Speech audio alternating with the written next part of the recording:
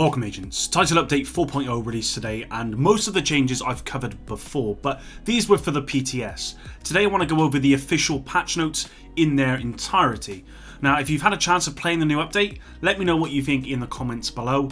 After my Xbox One bricked yesterday, I've got a new one coming Sunday, so I will jump on then. Unfortunately I won't be able to before, so the footage you'll see in this video is old footage. With that said, let's get on to the patch notes. Alright, so the biggest addition to the game is the new gunner specialization. It's the 4th specialization. Now if you are a year 1 pass owner, fortunately for you, when you actually log into the game, you would unlock this specialization immediately. You won't have to do the special field research, but if you decide you want to, that's fine. You will unlock unique cosmetic rewards. Anyone who doesn't have a year 1 pass will have to complete the special field research, and what it is 5 stages of sort of in-game challenges. There's 4 challenges per stage, so you're looking at about 20 challenges or so, and depending on how efficient you are, you're looking at 10 hours plus of gameplay to complete those. Now moving on to clans, they've changed the clan weekly projects to be easier to complete for smaller clans, and they've reduced the clan XP requirements for each tier of the clan cache. Invites and join requests that have not been responded to within 28 days will automatically be removed from the clan inbox, and they added the last online status to show when clan members were last active. That's a very good quality of life change for the game. They've added a weekly reset timer for the clan progression menu, giving a clear indicator on when you'll be able to collect your cash. Again, another great quality of life change. They've added indicators for members already in a group and how many free spaces are available in the clan roster page. These are all very good changes and really needed. They've added a new keyboard section in the clan details, allowing players to choose from a list of predefined words to describe their clan, and they've added the keyword search functionality when looking for a clan.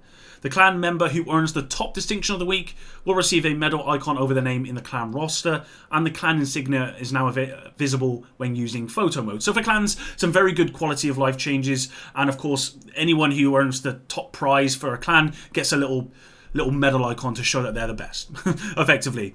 Now moving on to mods, the generic protocol mod and generic system mod can no longer be equipped on high-end gear set or exotic items. You'll still be able to equip them in lower quality items, just not those.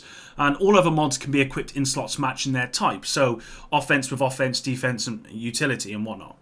Moving on to the missions, Roosevelt Island shipping containers containing the virus samples will now be easier to spot. Some very good changes coming to projects here. So specific talent requirements for project donations have been removed. Amazing change. It was only recently actually I got my 3rd unwavering weapon or talent. But now you won't have to keep the rare talents in your stash for when this stuff comes along. It's been removed. The replica crafted items requirement for project donations has also been removed.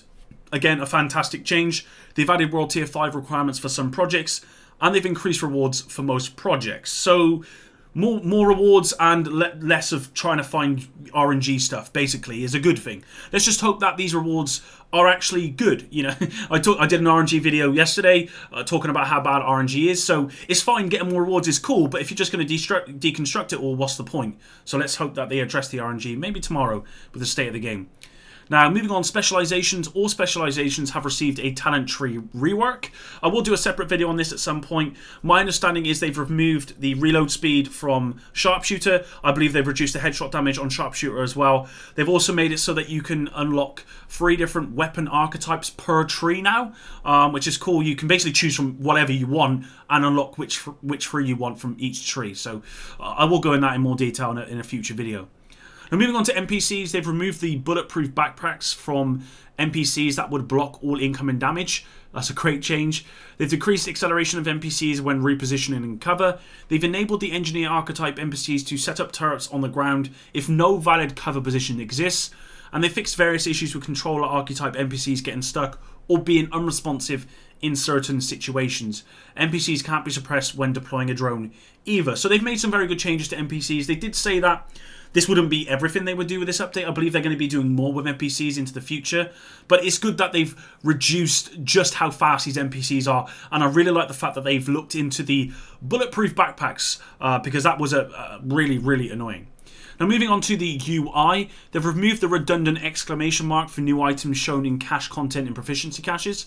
The apparel caches should now only display a exclamation mark in the UI when a key is required, or acquired, sorry, and once the key has been seen should disappear. That's a good change. That really annoyed me. And there's now a timer that shows the cooldown before being able to kick a player from a group. Now moving on to skills, they further improve the reviver hides, which should result in it more reliably reviving downed agents. I'm pretty sure we're going to see a lot more videos of how that's still not working, but I hope it's been fixed. The assault drone, after killing its current target, the assault drone will now attack the enemy the player is currently shooting. If no target is being shot, it will attack the closest enemy to its owner instead. I think that's great. Firefly, pathing of all Firefly mods has been improved. The aiming requirements and all Firefly mods have been improved as well. Based cooldown durations for all Firefly mods have been reduced. The Blinder to 60 seconds, it was previously 120, and the Demolisher and Burster is 90 seconds, again previously 120. All Firefly mods have incremental cooldowns based on the number of targets payload successfully deploys against. This, however, does not apply if the Firefly was destroyed by an enemy.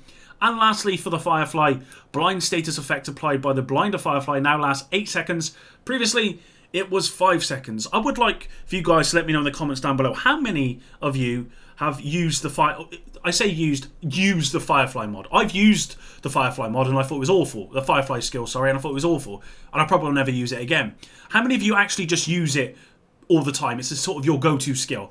I would love to see that in the blog, because I bet you it's probably 0. Moving on. Exotics. The new exotic holster, Dodge City Gunslinger's holster, has been released, and there is currently a way to get, you have to actually go out and get the different parts, kind of like the Nemesis, where you have to go and get the different parts and you follow stuff, and that's how you make the holster. I've talked about this in a previous video, but what I'll do is I'll link that in the description below. You guys can go check it out. Oh, do you know what I will do actually, guys? There is a Reddit post currently of how to get it, so I'll leave that in the comments down below. Moving on to talents, the rooted talent. The talent description now states the intended cooldown of 60 seconds. Commendations, they've further improved discovery merits to allow loot boxes opened by other players count towards every group member's progress. Now moving on to the Dark Zone. Players can now go rogue in the occupied Dark Zone. Dealing damage to other agents outside of your group will cause the player to disavow the division. There is no grey rogue in the ODZ. Damaging other agents is the only way to go rogue in the occupied Dark Zone.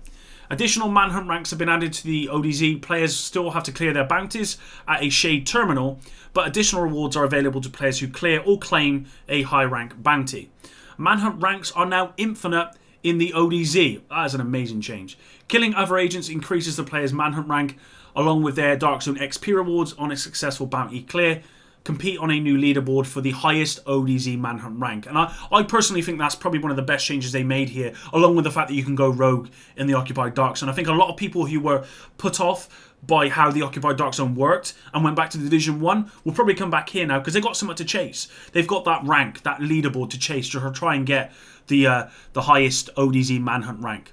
With PvP, the rifle PvP damage modifier is increased to 1.7 and the shotgun PvP damage modifier is increased to 1.65. It would be worth testing that out to see if those are actually viable now within PvP. The rifle has always been underpowered, but this change alone might be good.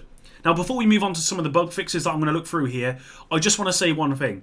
So, all the changes that have been made to Dark Zone and some of the little changes we made to the PvP are great, right? But the medkit exploit has not been fixed. And it's nowhere in these, I've already checked these patch notes, they're not here. So, as of right now, the occupied Dark Zone is a great place to go, but if people are going to be abusing the medkit exploit, PvP in general, regardless of what activity is still broken. So, if it were me, absolutely go in there, have some fun. But if you come across it, report the player, because they pretty much know what they're doing most of the time. And I really hope if Massive or anyone at Massive watch this video, which I highly doubt, but if you do, this needs to be fixed as soon as possible. So in no particular order, I've just picked out some of the fixes in the game. There is too many to talk about in this video, so I'll leave a link to the full patch notes for the fixes at least in the description down below. But these are the ones that stood out to me. Now, they fixed icons on auxiliary skill mods, which should now show the icon of the skill they can be equipped in. Good change. Fixed an issue where inspecting a player would show the inspecting player's stats instead. That's a really annoying one, so that's good that they've done that. They fixed an issue where NPCs would skip animations after jumping, and they've also fixed an issue where NPCs' speed after turning would be incorrect. These two alone caused a lot of the issues with the increased acceleration and turn speed and whatnot, so again, they're great. They fixed an issue that didn't allow players to see previous distinctions of the week in the clan headquarters, or clan quarters. Fixed an issue where conflict caches could reward loot below the player's world tier when playing with lower level agents in a party. Fix an issue where extra ammunition from mods would not properly be added to skills. Fix an issue where random open world encounters would not spawn. Fix several issues where the turrets in the DZ West would fire at rogue agents beyond the intended range. I've seen so many videos on that and how crazy those turrets are, so that's a good change. Fix an issue where a turret in the DZ West could fire for offense at checkpoint Delta. Fix an issue where the accuracy of a player in the activity summary could be negative. I've also seen that on stats where you can get accuracy which says negative on stats as well.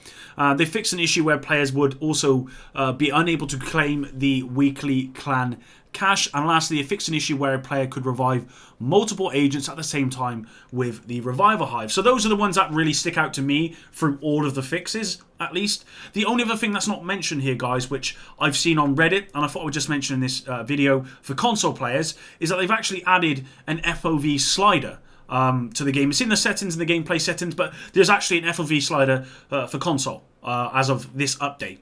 If there's anything else like that you guys have come up with or whatever, then please let me know in the comments. Stuff that's not been mentioned here, then let me know so that I can cover it in future videos. With that said though, that's pretty much everything for this update. I'm excited. I'm not as excited as if they come out and said, hey, we're going to fix the RNG problem, as I talked about yesterday, but I'm excited to try out the new minigun specialist, which I haven't yet.